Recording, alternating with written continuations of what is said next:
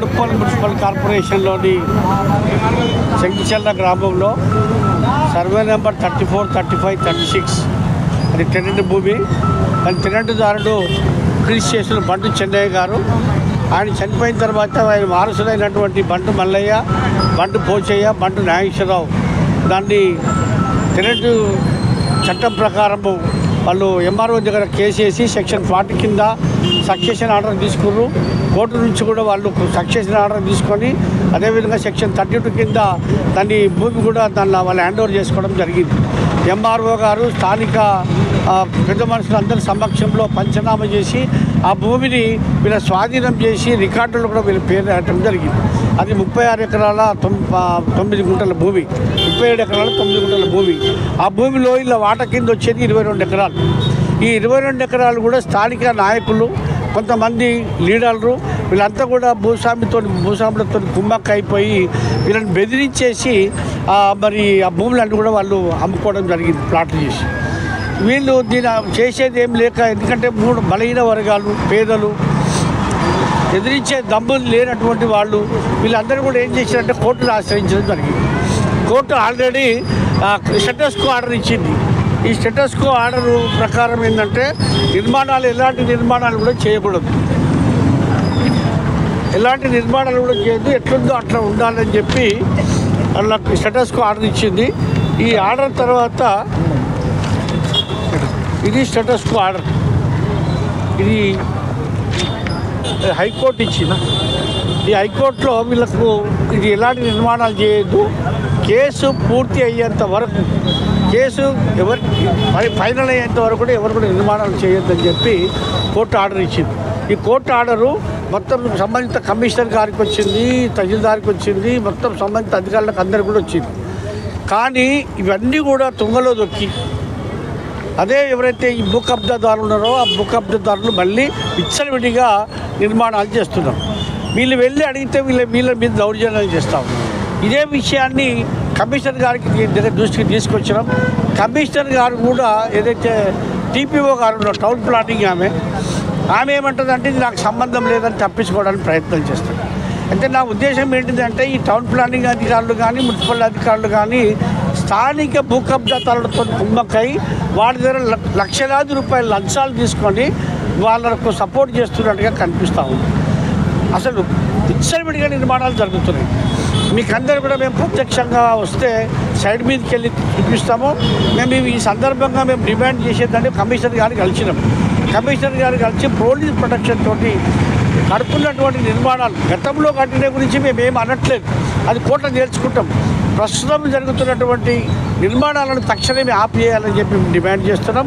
ఒకవేళ లేకపోతే పెద్ద ఎత్తున ఇదే ప్రాంతంలో మున్సిపల్ ఆఫీసులు ముట్టడిస్తాం.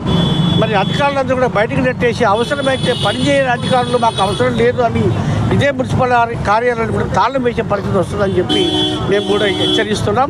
ఇదే విషయాన్ని మేము మీకు చెప్పినాం.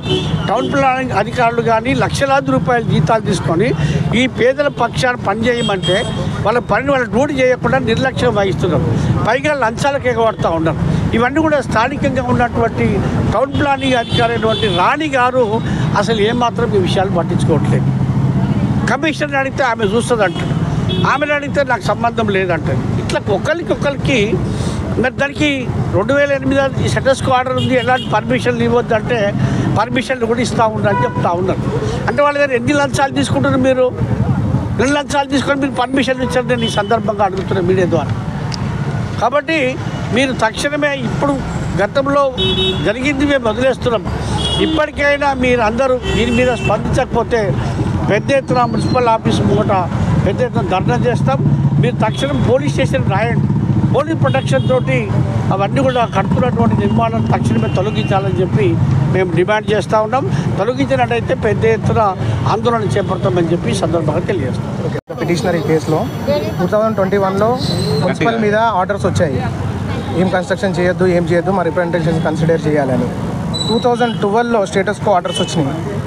ఎన్వి రమణ గారు ఉన్నప్పుడు హైకోర్టులో ఎన్వి రమణ గారు ఉన్నప్పుడు మాకు ఆర్డర్స్ ఇచ్చారు, స్టేటస్ కో ఆర్డర్స్. ఇప్పటికీ లైవ్లో యాక్టివ్లో ఉన్నాయి ఆర్డర్స్.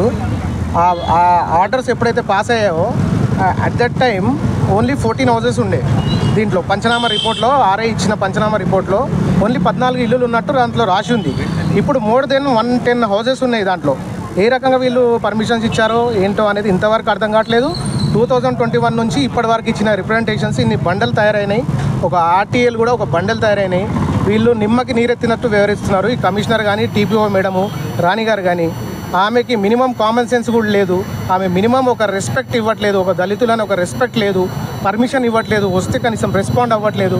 ఫోన్ చేస్తే రిప్లై ఇవ్వట్లేదు. వాట్సాప్లో మెసేజ్ పెడితే దానికి రిప్లై లేదు. దానికి ఇంతవరకు రిప్లై లేదు. మీడియాలో ఎన్ని ఛానల్స్లో వచ్చినా కూడా దానికి ఇంతవరకు ఎవరు రెస్పాండ్ ఇవ్వట్లేదు. మా డిమాండ్స్ ఏంటంటే ఏవైతే కన్స్ట్రక్షన్ జరుగుతున్నాయో ఇల్లీగల్ అన్అథరైజ్డ్ కన్స్ట్రక్షన్స్ దాన్ని ఆపాలి. అట్ ద సేమ్ టైం కట్టినవన్నీ డెమాలిష్ చేయాలి.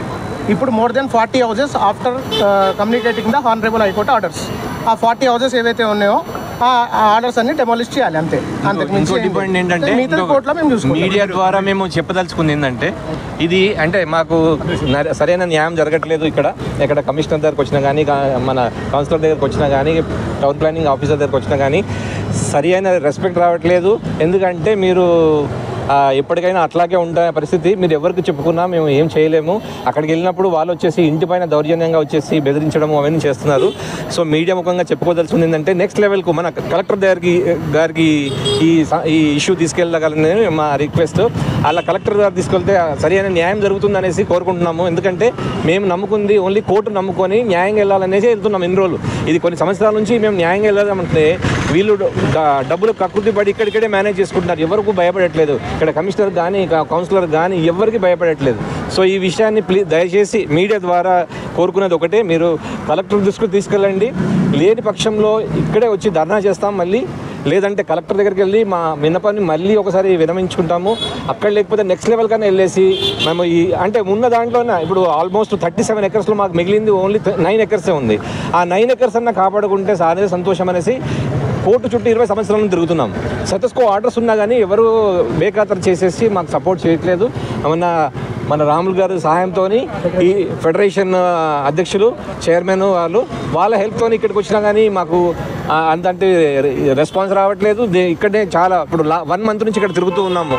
So I request again media to help to get this notification to the next level to the collector and deputy collectors, wherever the commissionerate, wherever is required, please spread this news. Thank you.